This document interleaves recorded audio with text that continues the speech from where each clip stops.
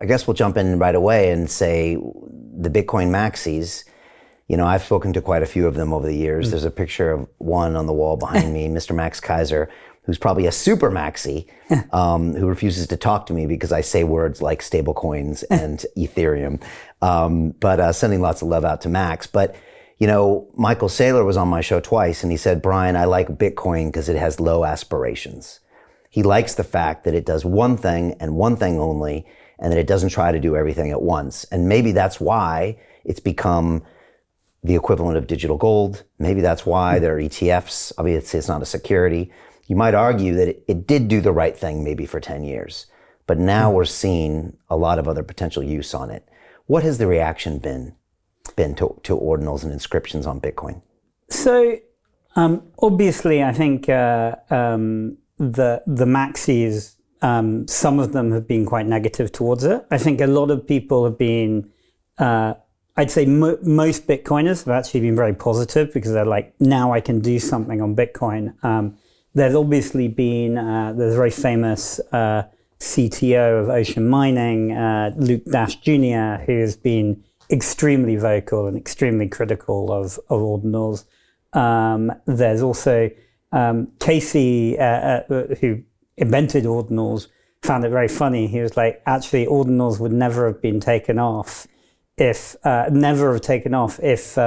Adam Back hadn't gone on and spoken on Twitter Spaces to like 100,000 people going, you should not do an ordinal. And it's kind of, there's an irony that every time, because the maxis like Max and others are very famous and have a voice, but generally when you tell people not to do something, like they kind of get more curious, right? Like I think so ironically, I think because the great thing about Bitcoin is it's so stable and it's very hard to sort of like make changes to Bitcoin core.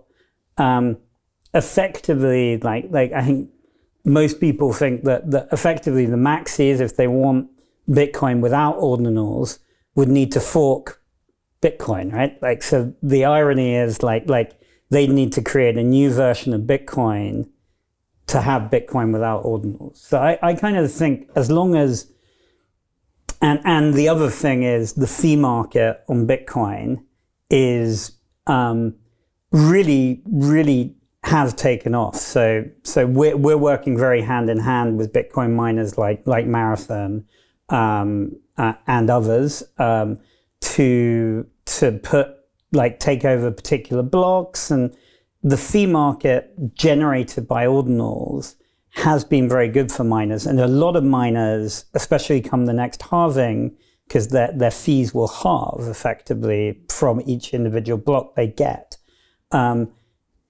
Many miners possibly, maybe not in a scenario where Bitcoin's at 70K like we've had the all-time high today, but if Bitcoin were at 30K, a lot of miners would be underwater without ordinals and without the fee market. So they literally, because a lot of them have a huge amount of debt.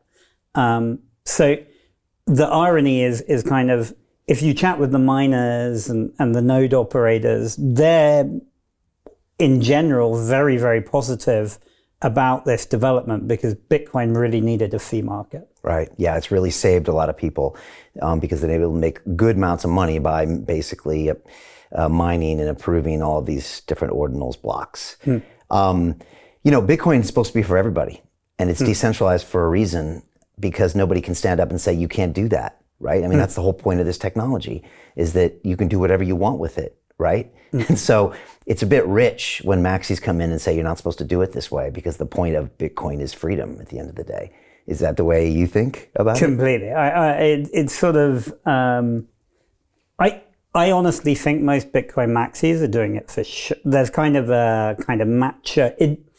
It almost seems intellectually incoherent when I hear some of the views like, how can you think this thing? How can you think that thing?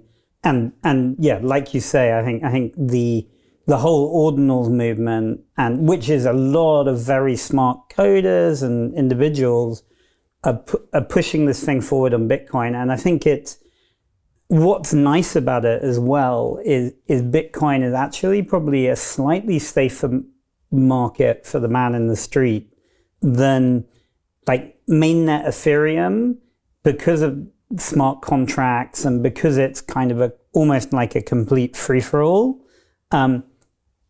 is just a less safe environment. And some of the fixes that have been made by the people designing ordinals, it are actually just a slightly smoother experience for retail, right? So making it harder to be scammed, making it harder to lose money in a smart contract hack or whatever. So I think there's a lot that's very positive about ordinals, and also like you say, the kind of freedom of speech sort of issues.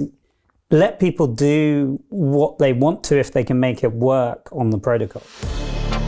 To continue watching the rest of the episode for free, visit our website londonreal.tv or click the link in the description below.